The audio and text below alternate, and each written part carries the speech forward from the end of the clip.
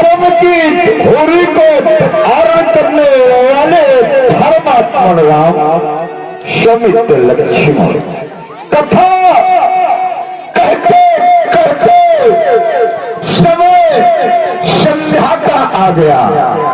देखो लाल सूर्य अस्ताचल की ओर प्रस्थान कर रहे हैं। सूर्य एक नक्षत्रों से रहित दिन रात्रि संधि का समय ही तो तटस्वी मुनियों ने श्रद्धा बतलाया है, क्योंकि लाल धीरे धीरे आई जग में ये अरुण अस्त की बेला लगे झोमने कमल सकुचित मधुमो का मध मेला। लोग यार यार मंदानिल ये वज्र लही टोली गाती गीत सतीत प्रेम की चली खबों की टोली। संध्या सजनी का कर पकड़े आई रजनी रानी, जिसने अपनी काली चादर अखिल धरा पर तानी। अखिल विश्व खिलखिला उठा, चिड़िया चहचहा उठी तमाम। जाओ लालन संग हेतु है लगी संध्या का सूत्र। बेटा राम, बेटा लक्ष्मण, मनुष्य के जीवन का उद्देश्य क्या है? उस ईश्वर को प्राप्त करना। इसे पाकर के मनुष्य को विषय भोगों में लिप्त नहीं होना चाहिए, क्योंकि कहा गया है कर तन पाए विषय मन देही पलटी सुत आते विषय सठ नहीं। जो इसे पाकर के वो खुशियों में लगा रहता है, अगर उनके लिए ये कह दिया जाए कि वो मूर्ख है। मूर्ख क्यों कहा गया? क्योंकि ईश्वर रूपी अमृत छोड़कर विषय रूपी विश्व को जो ग्रहण करता है, वो संसार के विविध तापों से विविध शूलों से बचने का केवल एक उपाय है। उपाय क्या है? कि मैं अपने आप को उस परमात्मा के प्राप्ति के लिए ये शरीर को अर्पण कर दे। अगर ये शरीर के रहते हुए मैंने ईश्वर को प्राप्त कर लिया तब तो ठीक है, अन्यथा महान अनर्थ हो जाएगा। क्योंकि ये शरीर बड़े भाग्य से प्राप्त होता है। 84 लक्ष की योनियों में भ्रमण करने के बाद तब जाकर के हम सभी को ये मानव का शरीर प्राप्त होता है। जीव जंतु पशु पक्षी सब बन जाने के बाद तब वो विधाता हमको मनुष्य का शरीर देता है। विद्वानों ने बतलाया बड़े भाग्य मानुष तन पावा, सुर दुर्लभ सद ग्रंथनि गावा। बड़े भाग्य से ये मनुष्य का शरीर मिलता है। अरे मनुष्य को शरीर पाने के लिए वो देवता भी ललायत रहते हैं, विचार किया करते हैं देवता आपस में कि हमको मनुष्य का शरीर मिल जाए। और मनुष्य का शरीर मिले तो कहाँ मिले? मृत्यु लोक में मिले। पर देवताओं को भी शरीर नहीं मिल पाता है। देवताओं को भी ये शरीर दुर्लभ है। हम सब बड़े भाग्यशाली हैं जो हमने ये मनुष्य का शरीर पा लिया। और मनुष्य का शरीर पा करके कभी आप लोगों ने विचार किया कि आज मैं क्या पाया और क्या खो दिया? प्रत्येक मनुष्य को प्रत्येक समय ये विचार करना चाहिए कि आज दिन भर में मैंने क्या पाया, क्या कमाया, क्या दान किया, क्या पुण्य किया, और आज मैंने किस चीज को खो दिया।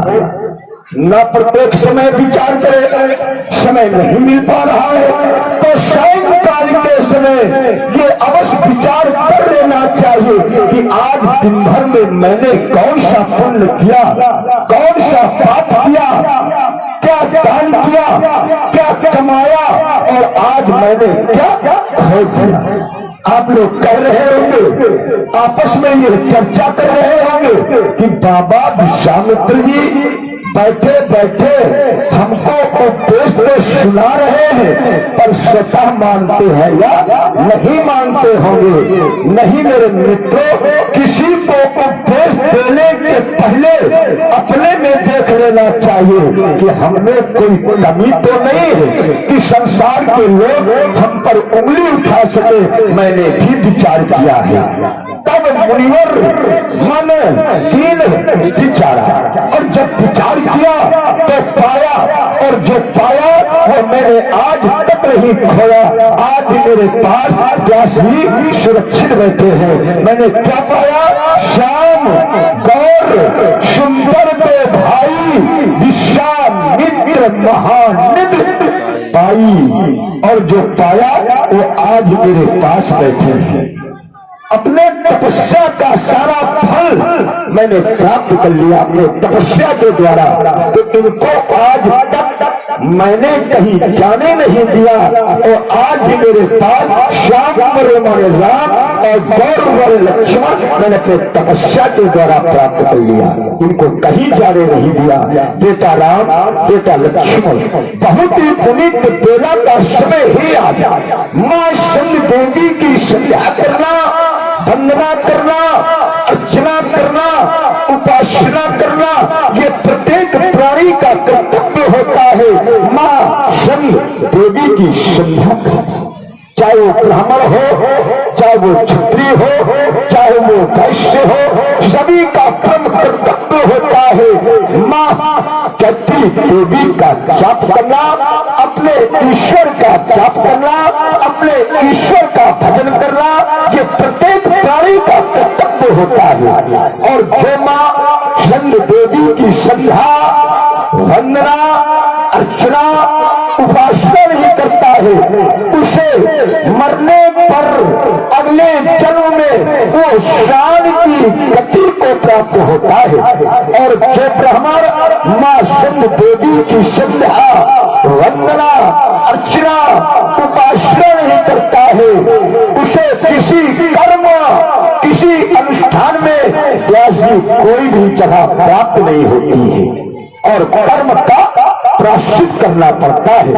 और जो माँ चंद देवी की हंसी उड़ाता है, अपने भगवान की हंसी उड़ाता है, अपने माता पिता की हंसी उड़ाता है, उसे शूर हिंसा का पाप लगता है, और मरने पर वो अगले जन्म में उल्लू की योनि को जन्मता है। अस्तुलाल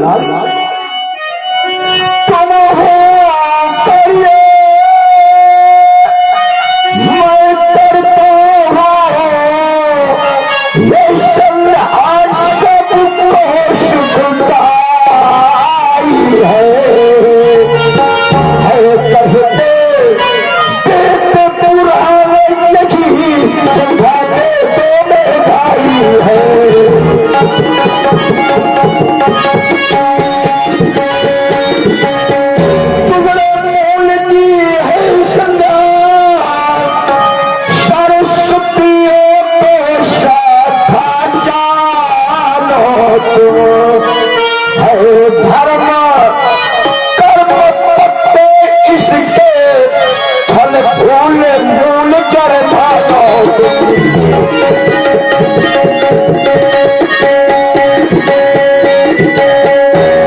वैसे तो तुमने अपने गुरु वशिष्ठ जी की पाठशाला में पढ़ करके तमाम अध्ययन प्राप्त कर लिया है। गुरु ग्रह पढ़न गए रघुराई, अलग काल विद्या सब आई, सब विद्याओं से भरपूर हो चुके हैं।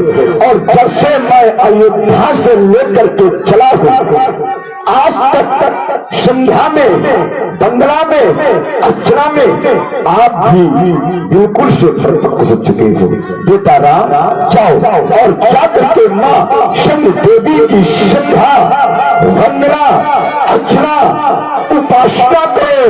देखो ना सामने माँ सिंह देवी 16 श्रृंगार करके दर्शन देने के लिए वो हमारे पास धीरे धीरे आ रही है। जाओ लाल।